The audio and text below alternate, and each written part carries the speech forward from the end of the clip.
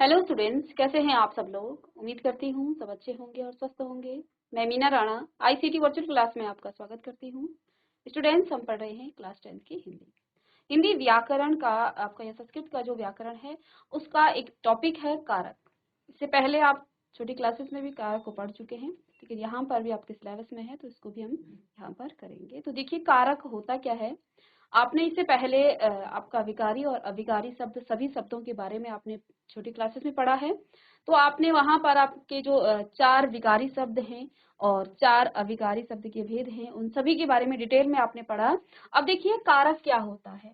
अब क्या कहा गया है, संज्ञा या सर्वनाम के जिस रूप से उसका संबंध वाक्य के अन्य शब्दों के साथ या क्रिया से जाना जाता है उसे कारक कहा जाता है। यानी कि किसी भी वाक्य में संज्ञा और सर्वनाम का जो संबंध है वो क्रिया या किसी अन्य शब्द के साथ किस प्रकार से है वो हम कारक के द्वारा जानते हैं या कारक के द्वारा हम उसको पहचानते हैं।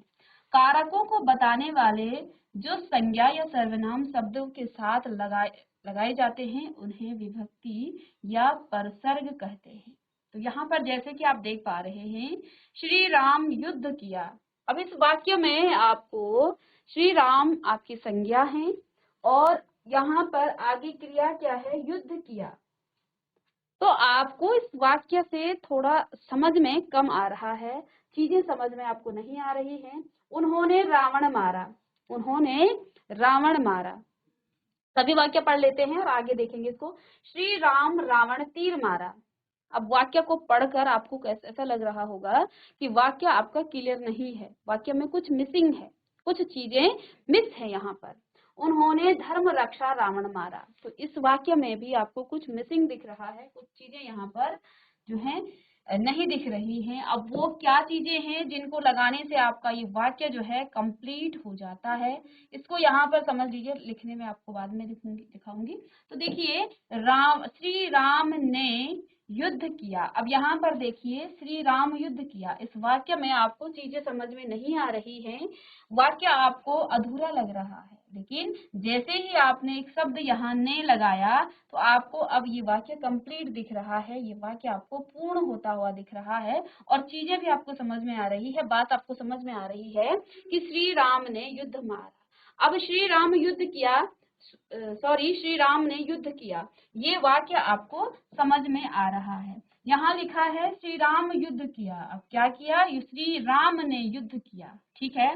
तो श्री राम से हो सकता था, तो यहाँ वाक्य से आपको पता चल गया कि नए शब्द ने श्री राम आपकी क्या है, संज्ञा है। इस संज्ञा का इस क्रिया के साथ क्या किया, यहाँ पर संबंध बता दिया कि युद्ध किसने किया, श्री राम ने किया है। तो क्रिया के साथ जो है संबंध बताने वाला शब्द क्या है, ने है। वही बात हमने ऊपर परिभाषा में भी पढ़ी थी कि जो शब्द क्या करता है, संज्ञा या सर्वनाम का किसी अन्य शब्द के साथ या फिर क्रिया के साथ संबंध बताता है, उसी को हम क्या कहते हैं, उसी को हम कारक कहते हैं। यानी कि अब इस वाक्य को देखकर आप कह सकते हैं कि ये जो ने है ये कारक है, क्योंकि इस ने इस संज्ञा शब्द से का अन्य शब्द से इसकी क्रिया के साथ इसका संबंध बता दिया है। अब आप यहाँ पर कह सकते हैं कि ये आपका कारक है।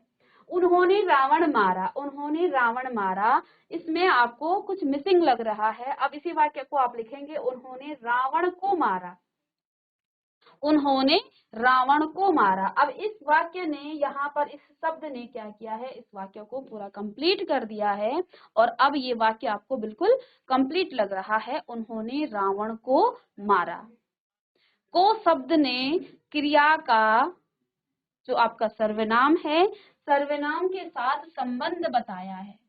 क्या बताया है, ये मारा आपकी क्रिया है और उन्होंने रावण को मारा, उन्होंने ये सर्वनाम है, रावण को ये आपका क्या है, सार्वनामिक सर्वनाम है। उन्होंने रावण को मारा है, तो देखो यहाँ पर संबंध बताया है, किसको, किसने मारा, उन्होंने किसको मारा, रावण को, ठीक है। तो को शब्द यहाँ पर कारक है क्योंकि ये संबंध बता रहा है अन्य शब्दों के साथ, ठीक है। इसी प्रकार श्री राम रावण तीर मारा, इस वाक्य से आपको कोई भी कंप्लीट बात नहीं समझ में आ रही है। और उन्होंने धर्म रक्षा रावण मारा, इससे भी आपको समझ में नहीं आ रहा है। लेकिन यहाँ पर देखिए, श्री राम ने रावण को मारा, तीर से मारा। श्री राम ने रावण को तीर से मारा। तो यहाँ पर ने, को और से, ये तीनों ही आपके कारक हैं, क्योंकि ये जो है आपस में संबंध बता रहे हैं संज्ञा का, किसके साथ, क्रिया के साथ या अन्य शब्दों के साथ। उन्होंने धर्म की रक्षा के लिए क्या किया, रावण को मारा। तो ये दो शब्द क्या कर रहे हैं, ये संबंध बता रहे हैं अन्य शब्दों के साथ। इस प्रकार से आप अब लिखिएगा कि कारक क्या होता है, संज्ञा या सर्वनाम के जिस रूप से उसका संबंध, आप कारक हेडिंग डालेंगे, उसका संबंध वाक्य के अन्य शब्दों से किया जाता है, जाना जाता है या किया जाता है, सीधे लिखिए इसे, उसे कारक कहते हैं। कारकों को बताने वाले जो संज्ञा या सर्वनाम शब्दों के साथ लगाए जाते हैं उन्हें विभक्ति या परसर्ग कहते हैं, उन्हें विभक्ति या परसर्ग कहते हैं।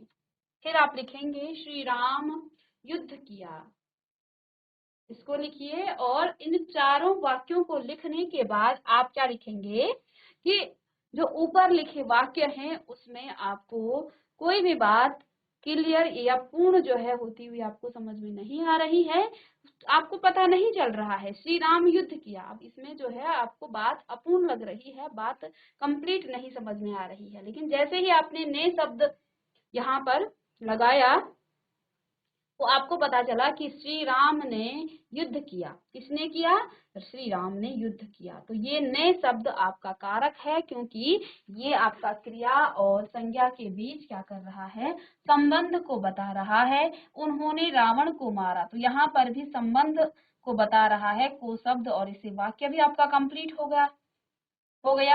अब आगे देखिए, श्री राम ने, को और ती, से, ये सभी शब्द आपके कारक हैं। अब कौन कौन से ये कारक हैं इनको हम आगे पढ़ेंगे। तो फिलहाल आप इसकी परिभाषा लिखें और उसके बाद इसके कुछ उदाहरणों को आप लिखिए। चलिए, अब कारक के भेद देखिए। अभी तक हमने ने, को, इस प्रकार से ये शब्द हम कह रहे हैं ये कारक है।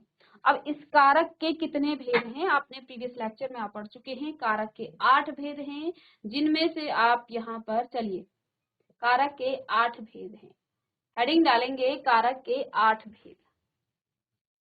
कौन कौन से भेद हैं, पहला है कर्ता, कर्म, करण, संप्रदान, अपादान, संबंध, अधिकरण और संबोधन। कर्ता, कर्म, करण, और आपने छोटी क्लासेस में तो आपने ये पढ़ा ही होगा। कर्ता ने कर्म को करण से, संप्रदान के लिए अपादान से, संबंध काकी के, रारी रे, इस प्रकार के शब्द, और अधिकरण में पर, और संबोधन हे, अरे, इस प्रकार से आप जो है इसको याद भी आपने किया होगा। अब आप देखिए कर्ता क्या होता है, आपको प्रीवियस लेक्चर में छोटी क्लासेस में आपको पढ़ाया जाता है, किसी भी वाक्य में जो काम करता है, जो क्रिया करता है, उसको कर्ता कहा जाता है। ठीक है। अब उसके बाद आपका दूसरा आता है कर्म। क्या होता है, जिस पर काम का प्रभाव पड़े। देखिए, काम करने वाले का प्रभाव या तो कर्ता पर पड़ेगा या कर्ता के अलावा कर्म पर पड़ेगा। तो कर्ता के अलावा जब किसी अन्य पर जब प्रभाव पड़े किसी काम का, तो वो आपका कर्म कहलाता है। करण क्या होता है, से या द्वारा, तो जिसके द्वारा कर्ता काम करता है, जिसके द्वारा काम किया जाता है, कर्ता काम करता है। ठीक है।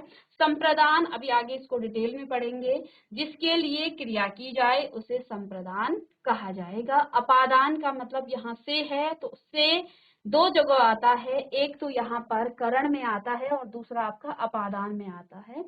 से करण में आता है तो ये आपका द्वारा, यानी किसी के द्वारा, जिसके द्वारा आप काम कर रहे हैं। अब राम ने रावण को तलवार से मारा या तीर से मारा, तो काम किससे किया, राम ने तीर से काम किया या तलवार से मारा, जो भी आप कहें, दूसरा वाक्य लिख सकते हैं। ठीक है। तो राम ने रावण को तीर से मारा, तो काम क्या हुआ है, मारने का काम हुआ है। किसने मारा, राम ने मारा। किसको मारा, रावण को। किससे मारा, किसके द्वारा मारा, तो तीर के द्वारा मारा। तो ये आपका करण में आता है। अब जब हम अलग कह रहे हैं, आपकी जो गंगा है वो हिमालय से निकल रही है, तो आपका यहाँ पर गंगा अलग हो रही है, ठीक है, अलगाव बताया जाएगा, आगे उदाहरण बताएंगे इसमें। संबंध यानी कि अन्य पदों से जो संबंध होता है उसे संबंध कहा जाता है। और अधिकरण में और पर, ये इसका चिन्ह है, विभक्ति चिन्ह। क्रिया का आधार क्या होता है, और संबोधन हे, अरे, अजी।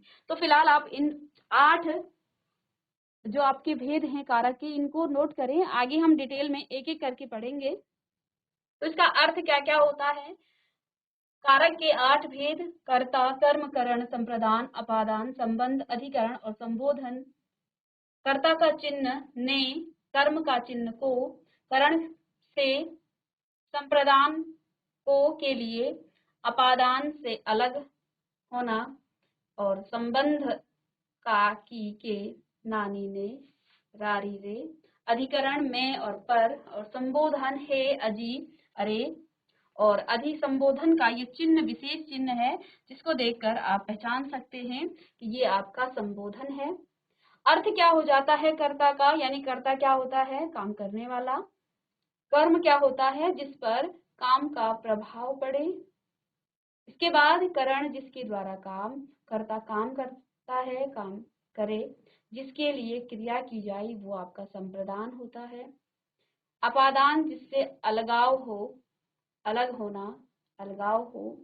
संबंध, अन्य पदों से संबंध बताना। अधिकरण, क्रिया का जो आधार होता है उसे अधिकरण कहा जाएगा। संबोधन, किसी को पुकारना या बुलाना। तो हम क्या कहते हैं, हे। और यहाँ पर संबोधन का विशेष चिन्ह ये है, इस प्रकार से आप चिन्ह लगाएंगे। संबोधन जहां भी किया जाएगा, अरे, अजी, इस प्रकार में से आप जो है इन 8 कारक, उनके चिन्ह और साथ में उनके अर्थ लिखेंगे। चलिए, अब ये आपने नोट कर लिया। आगे देखिए, एक एक करके हम कारक, कर्ता, कर्म, इनके बारे में पढ़ेंगे। तो पहली हेडिंग आप डालेंगे, पहला भेद है इसका कारक का, कर्ता कारक। हेडिंग डालिएगा कर्ता कारक। अब देखिए हमने क्या कहा, इसकी जो विभक्ति चिन्ह है वो क्या है, या कारक चिन्ह क्या है, कर्ता ने। तो इसका चिन्ह है ने। देखिए क्या लिखा है, जैसे सुनील दौड़ लगाता है, मोहन ने पत्र लिखा। सुनील दौड़ लगाता है और मोहन ने पत्र लिखा, ये दो यहाँ वाक्य दिए हैं।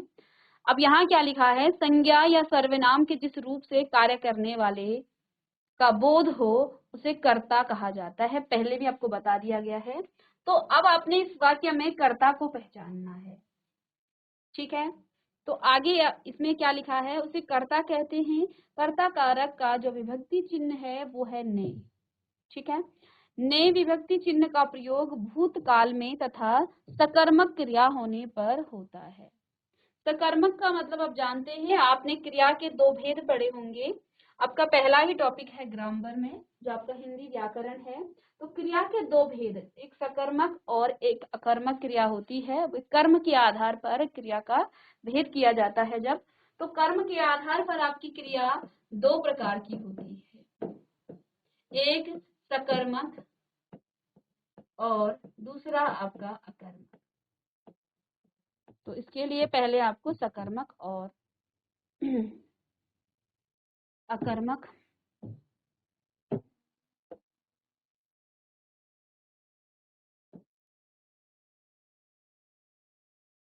अकर्मक क्रिया। सकर्मक क्रिया जिसमें कर्म मौजूद हो, और कर्म क्या होता है, जो जिसमें क्रिया का प्रभाव कर्ता के अलावा किसी अन्य पर भी पड़े, ठीक है। तो वो आपका क्या कहलाता है, सकर्मक क्रिया। वो जिसमें कर्म हो, तो जिसमें कर्म हो वो सकर्मक, और जिसमें कर्म की आवश्यकता नहीं हो, यानी कि जिसमें कर्म ना हो, वो आपका अकर्मक क्रिया कहलाती है। ये 2 क्रिया के भेद हैं कर्म के आधार पर। आपका पहला ही टॉपिक है हिंदी व्याकरण में।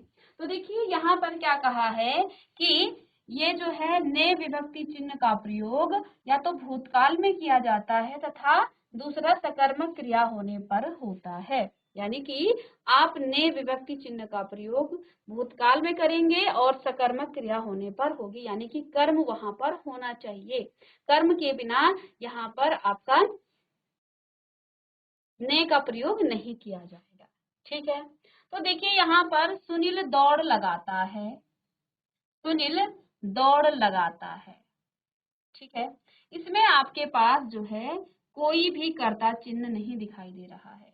सुनील दौड़ लगाता है, यहाँ पर आपको चिन्ह नहीं दिख रहा है क्योंकि ये ना तो भूतकाल में है और ना ही ये सकर्मक है, इसमें कर्म नहीं है। सुनील दौड़ लगाता है तो इसमें सुनील पर ही इसका प्रभाव पड़ेगा, अर्थात सिर्फ और सिर्फ कर्ता पर ही इसका प्रभाव पड़ेगा।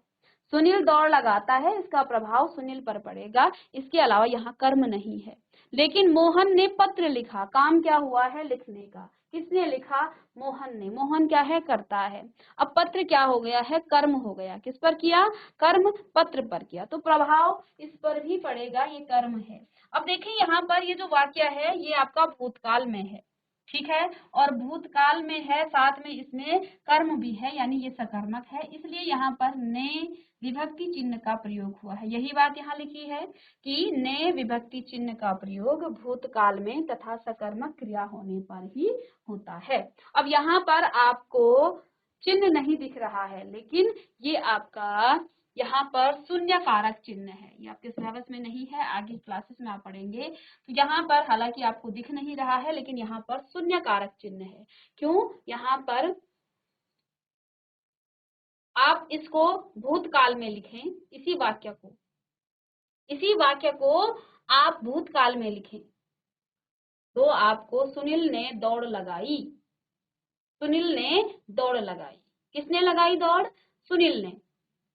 ये जब भूतकाल में लिखा जाएगा तो यहाँ पर आपको चिन्ह मिलेगा, ने चिन्ह। तो इसको आप जल्दी से लिखें। कर्ता कारक संज्ञा या सर्वनाम के जिस रूप से कार्य को करने वाले का बोध हो उसे कर्ता कारक कहते हैं। और कर्ता कारक, इसके बाद कर्ता कारक विभक्ति चिन्ह जो है क्या है? इसका ने है, आप पहले भी इसे लिख चुके हैं। साथ में यहाँ पर एक पॉइंट लिखा है कि ने विभक्ति चिन्ह का प्रयोग भूतकाल में तथा सकर्मक क्रिया होने पर होता है। ठीक है, चलिए, यदि आपने लिख लिया है तो आगे बढ़ेंगे कर्म कारक पर। सेकंड आप हेडिंग डालेंगे कर्म कारक, दूसरी हेडिंग डालिए कर्म कारक। कारक का दूसरा जो चिन्ह है, दूसरा जो भेद है वो है भेद कर्म कारक। अब देखिए कुछ उदाहरण लिखे हैं। राम ने रावण को मारा, राम ने रावण को मारा। जिस शब्द पर क्रिया के कार्य का प्रभाव पड़े उसे कर्म कहते हैं। जिस पर क्रिया के कार्य का प्रभाव पड़े, यानी कि कार्य करने का प्रभाव जिस पर पड़े उसे कर्म कारक कहते हैं। ठीक है, कर्म कारक की जो विभक्ति है वो को है, चिन्ह इसको कह सकते हैं आप। और कर्म की पहचान के लिए क्रिया के साथ क्या अथवा किसको शब्द लगाकर प्रश्न करते हैं। तो किसी भी वाक्य में आपको कर्म पहचानना हो तो आपने क्या करना है? क्रिया के साथ, यानी कि जो भी काम हुआ है उसके साथ आपको प्रश्न करने हैं, किस प्रकार का, क्या और किसको। ठीक है, जैसे यहाँ पर राम ने रावण को मारा।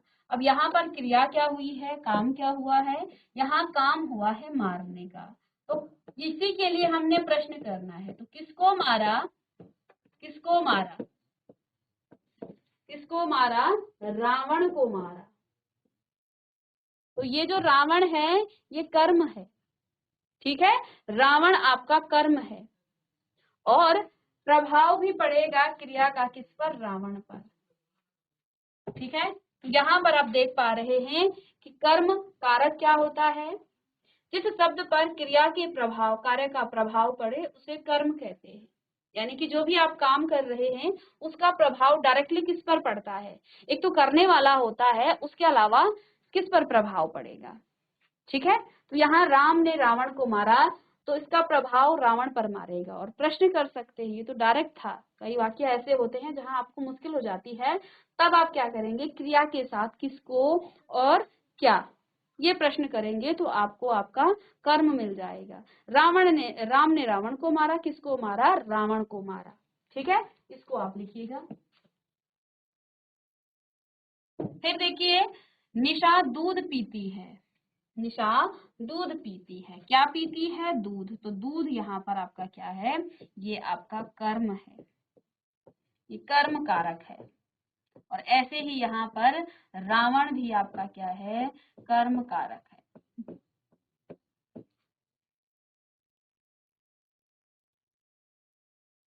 तो जल्दी से इसे लिखिएगा हेडिंग डाल करके, कर्म कारक,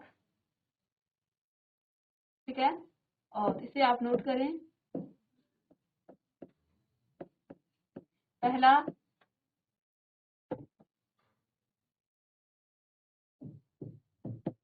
आपका कर्ता और दूसरा आपका कर्म कारक।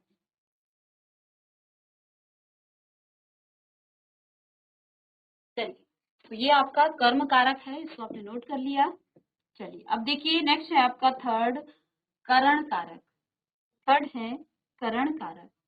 तो देखिए पहला हमने कर्ता कारक पढ़ा, जिसमें हमने क्या कहा कि किसी भी वाक्य में जो काम करने वाला होता है वो कर्ता होता है। कर्म क्या होता है? क्रिया का प्रभाव जिस पर पड़े वो आपका कर्म कहलाता है। अब कर्ता करण क्या हो जाएगा? करण का अर्थ है साधन, यानी कि जिसके द्वारा आप काम कर रहे हैं। अब उदाहरण से आप समझिए कि बच्चे गेंद से खेल रहे हैं। काम क्या हो रहा है? खेलने का काम हो रहा है। खेल रहे हैं ये क्रिया है और ये एक संयुक्त क्रिया है, ठीक है। तो यहाँ पर आपको बहुत सारी ये सहायक क्रिया भी है। खेलने का काम हो रहा है और इसके साथ में रहे हैं, ये इसकी सहायक क्रिया है। तो देखिए बच्चे गेंद से खेल रहे हैं। काम कौन कर रहा है? बच्चे। तो यहाँ बच्चे हैं आपका कर्ता, खेल रहे हैं ये क्रिया है, लेकिन किससे खेल रहे हैं? गेंद से खेल रहे हैं। तो ये साधन है, खेलने का साधन है, ठीक है। तो ये आपका क्या हो जाएगा? ये आपका करण हो जाएगा, ठीक है। जिस साधन के द्वारा कर्ता कार्य करता है उसे करण कारक कहते हैं, यानी कि जिसके द्वारा वो काम करेगा उसी को हम क्या कहेंगे? करण कारक। इसका जो विभक्ति चिन्ह है वो से है, किससे वो काम कर रहा है, इसका विभक्ति चिन्ह से है। करण कारक की पहचान के लिए क्रिया के साथ किससे, किसके द्वारा, अब काम किससे कर रहे हैं, किसके द्वारा किया जा रहा है, या किसके साथ शब्द लगाकर आप प्रश्न करने पर जो उत्तर आपको मिल जाएगा वही आपका करण कारक होगा। अब देखिए बच्चे खेल रहे हैं, अब मैं इस खेल रहे हैं क्रिया है, इसी से प्रश्न करूं कि किससे खेल रहे हैं। आपने क्या करना है? ये प्रश्न करना है। किससे खेल रहे हैं? गेंद से। तो गेंद आपका क्या हो जाएगा? करण हो जाएगा। इसी प्रकार से आपके पास जो भी वाक्य मिलते हैं वो आप इस प्रकार के प्रश्न करेंगे, जैसे राम ने रावण को तीर से मारा। से मारा, तो ये आपका प्रश्न है। मारा, किससे मारा? तीर से मारा। तो तीर आपका क्या हो जाएगा? तीर आपका करण कारक हो जाएगा। यहाँ पर भी प्रश्न लिखा है किससे मारा? रावण ने तीर से, राम ने तीर से मारा। तो ये आपका क्या हो जाएगा? करण कारक हो जाएगा। तो इसको आप नोट कीजिएगा। तो करण कारक जो साधन है, नाम से ही पता चल गया, साधन जिसके द्वारा आप काम कर रहे हैं, ठीक है। जिस पर प्रभाव पड़े वो कर्म, जो काम करता है उसे कर्ता, और करण जिसके द्वारा आप कोई काम कर रहे हैं वो आपका क्या कहलाता है? वो आपका करण कारक कहलाता है। चलिए इसे नोट करें और अब आगे देखिए आपका नेक्स्ट है संप्रदान कारक। नेक्स्ट है संप्रदान कारक। हेडिंग डालेंगे संप्रदान कारक। राम सीता के लिए फल लाया। राम सीता के लिए फल लाया। कर्ता जिसके लिए क्रिया करता है अथवा जिसे कुछ देता है उसे संप्रदान कारक कहते हैं। संप्रदान कारक का चिन्ह है के लिए तथा को। तो कर्ता जिसके लिए कोई काम कर रहा है अथवा कुछ देता है तब उसे हम क्या कहते हैं? संप्रदान। जैसे राम सीता के लिए फल लाया, तो किसके लिए लाया? सीता के लिए। तो यहाँ पर भी आप प्रश्न करेंगे इसकी पहचान करने के लिए क्रिया के साथ। सब में आपने क्रिया के साथ ही प्रश्न करना है। किसको और किसके लिए? दो प्रश्न करेंगे, किसको और किसके लिए।